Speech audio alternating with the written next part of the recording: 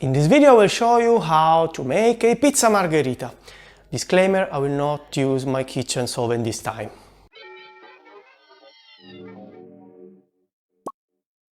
Hello everybody, welcome back to Fabioulous Pizza, and today we will make pizza margherita. Why margherita? Because it's usually where we start. Most of the time the pizzas we bake are a margherita with some more toppings on them. Now, legend has it that pizza margherita was named after the Queen of Italy. She invited to her palace this famous pizzaiolo who made that pizza everyone was eating in the alleys of the city. A pizza with the three colors of the Italian flag, the red, the white and the green of the tomato, mozzarella and basil respectively.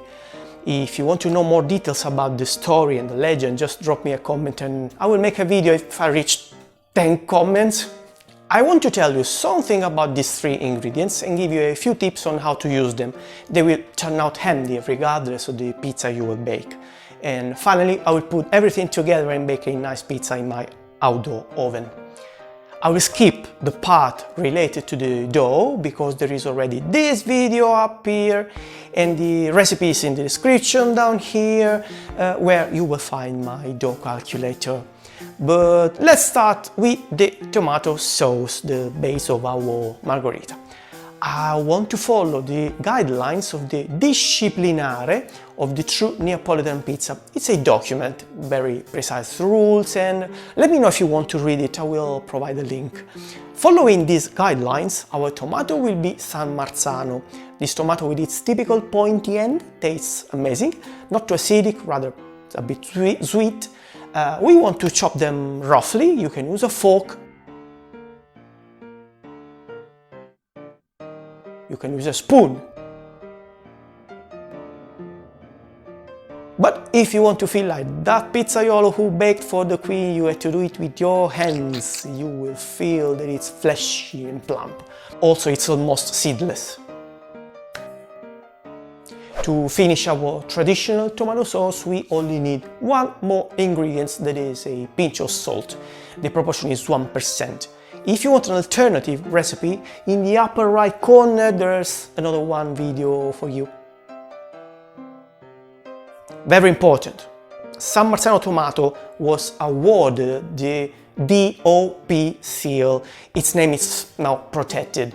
If you want to avoid counterfeits, make sure that what you see on the can container is this: Pomodoro, San Marzano dell'Agro Sarnese Nocerino. Maybe you want to write it down. Take a screenshot. There is me as well. When it comes about cheese, we have two choices. This is the first one, mozzarella di bufala. I think it's pretty common, you should find it at the supermarket.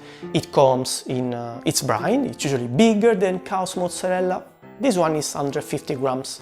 It's also fatter, the fat content is around 20% higher. If you need to diet, consider this detail. Let me show you how moist it is. You don't want all that water on your pizza, and that's why I add mozzarella di bufala after baking. The tradition says we should slice it. Choose your thickness depending on what you like. Some would say you should pat it dry with kitchen tissue, but I don't like it because often the tissue breaks. You will end up removing all those little pieces of paper from the slices. I would rather use a strainer. You put the slices in and you let them drip slowly, maybe overnight. The second alternative is Fiordilatte, which means, literally, flour or milk in Italian, and is basically a low moisture mozzarella. Cow's milk in this case, as opposed to buffalo's. Fiordilatte is not too common on the shelves, at least with its proper commercial names, unless you are in Italy. But you can try a few brands of regular mozzarella. See how moist they are and especially how much water they release on your pizza, and then you will decide. This is what you are looking for, very little moisture.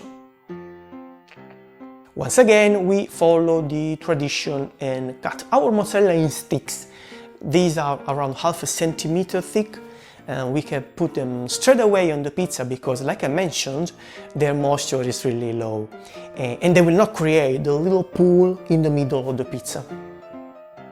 Let's finish the Italian flag. We only need some green now. You simply pluck some leaves of basil, you put them in water and let them soak for a while. Remove the water only when you are ready to bake.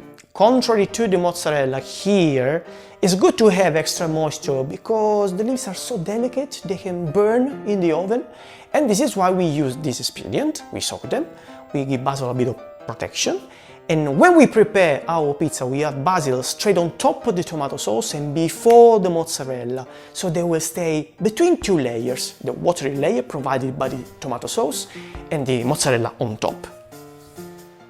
Cool, let's put all these things together and make a nice margherita. I will see you in a while for one last suggestion.